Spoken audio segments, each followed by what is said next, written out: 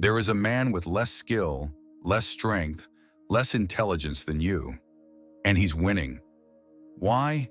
Because while you wait for certainty, he moves with it. He talks like the world already belongs to him. He walks like he never needs permission, and the world obeys, not because he's better, but because he acts like he is. You, on the other hand, you pause, you question, you doubt your instincts, second-guess your words, and ask for what you should be taking. And in that moment of hesitation, someone else claims the ground that was yours to own. Let's be clear, confidence is not a trait. It is tactical. It's how the weak climb over the brilliant.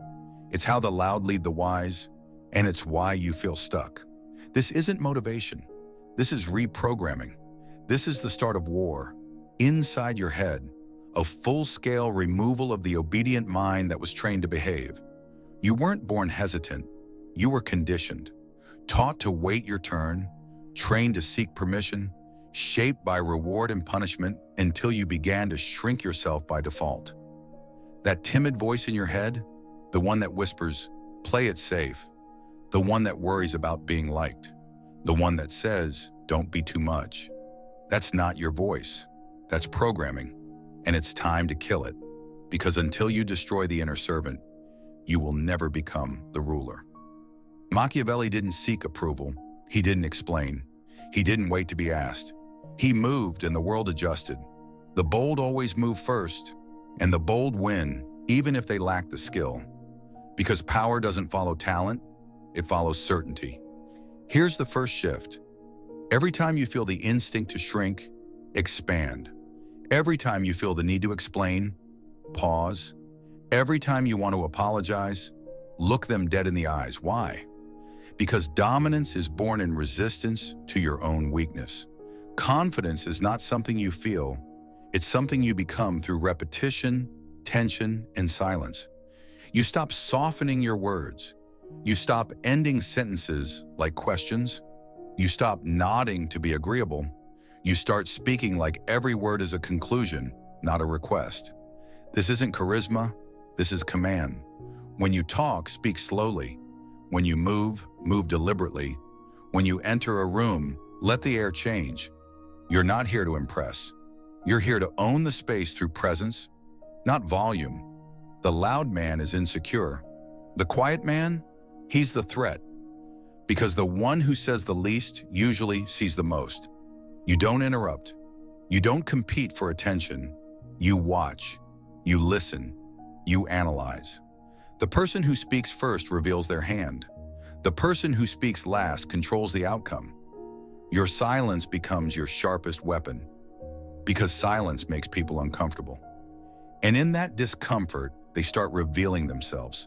Let others rush to prove. You calculate. Let others chase attention. You command gravity. Words are not just tools, they are tests. And most men fail before they finish a sentence. They speak with uncertainty. They fill their sentences with, "I think," "maybe," "I could be wrong," but that's not humility. That's weakness dressed as humility. Burn that habit. Never qualify your thoughts. Speak as if you are the standard. Because when you sound like a decision, people stop debating. They start aligning. People aren't logical. They're emotional. They don't follow accuracy. They follow conviction. The deeper your voice, the slower your words, the fewer your explanations, the more your message will land like law. You're not trying to be liked. You're not trying to be understood. You are not here to be accepted. You are here to be unshakable. And unshakable men don't react. They don't seek closure. They don't explain themselves to people who have already disqualified themselves. Someone disrespects you? You don't flinch. You study. Someone praises you? You don't bask in it. You interrogate the motive. You are not emotionally available to the world anymore. That's how you become dangerous, because now no one knows what controls you. And when no one can move you emotionally, you become untouchable. Rejection? That's intel, not a wound, not an insult, a signal. If they can walk away from you, you were too accessible. You were too obvious, too eager. Good, let them go. Now you know what needs to be cut. Here's what real power does after rejection. It doesn't explain, it doesn't chase, it vanishes. No closure, no response, just absence. So loud they can feel it. You let them sit with the silence. And while they wonder where you went, you rebuild into something they'll never reach again. You didn't lose them. They lost access. You weren't rejected. You were extracted from a system too small for your potential. Most men see rejection as personal. The Machiavellian mind sees it as positioning. It reveals who was never equipped to recognize power. And more importantly, it shows you where to never return. You don't fight it, you convert it. Into control, into clarity, into silence so sharp they hear it louder than your words. This is your rise, not in public, but in precision. They don't see you grow. They feel the gap you left behind. You no longer react, you calculate. Insults are not triggers, they're data points. Praise is not comfort, it's an opportunity to observe intent. Someone pulls away emotionally? You don't chase, you close the gates. Why? Because your emotions are no longer available for negotiation.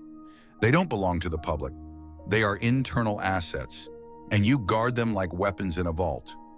This is psychological self-ownership. You're not robotic, you're strategic.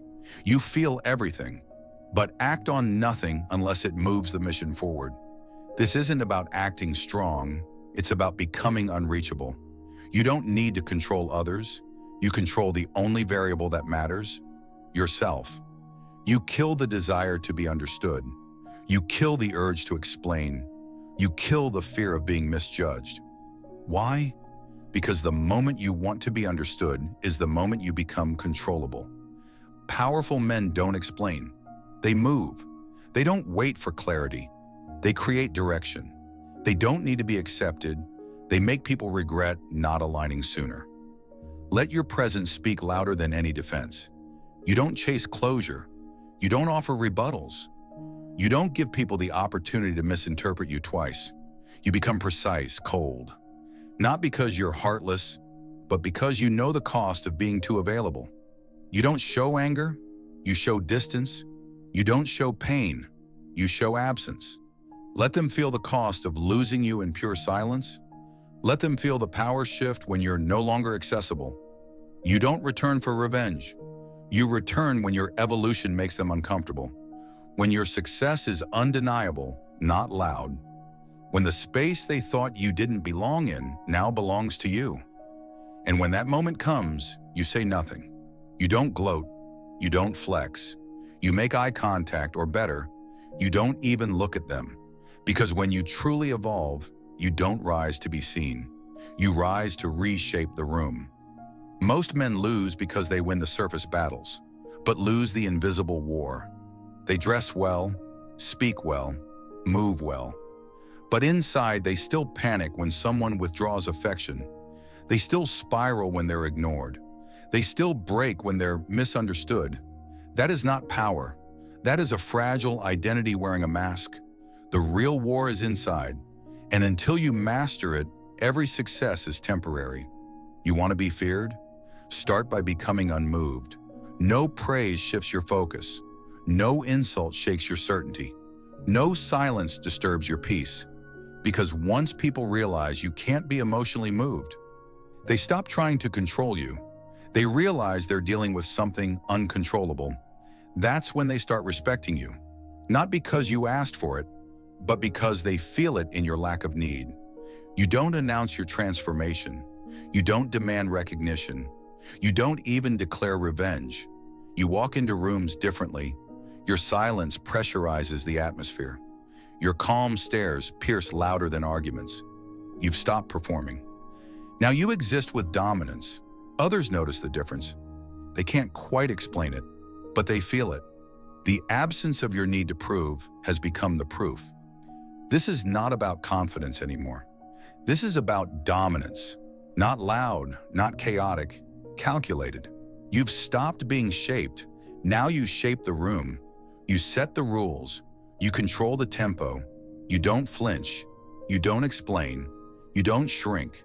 Your legend is being built quietly, in posture, in gaze, in the way people now speak more carefully around you. Because you've stopped asking, you've stopped waiting, and you've stopped caring whether or not they understand you. You're not here to be motivational. You're not here to be liked. You are here to move pieces like a strategist, to shape energy like a force, to haunt memories like a shadow they can't unsee. They will test you. They will push you. They will praise you. They will ignore you. But none of it matters because now you do not move. You are not reactive. You are not emotional bait. You are posture, silence, and control in human form. You have become something rare, something dangerous, something that cannot be manipulated. No one knows what drives you. No one knows how to rattle you. No one even knows if they still have access to you. And that is the final form of power. Not to be loud, not to be loved, but to be untouchable. You don't need to explain yourself. You don't need to be seen. You don't need to be invited. You've stopped chasing. You've become the standard. From this point on, speak like your words decide the outcome.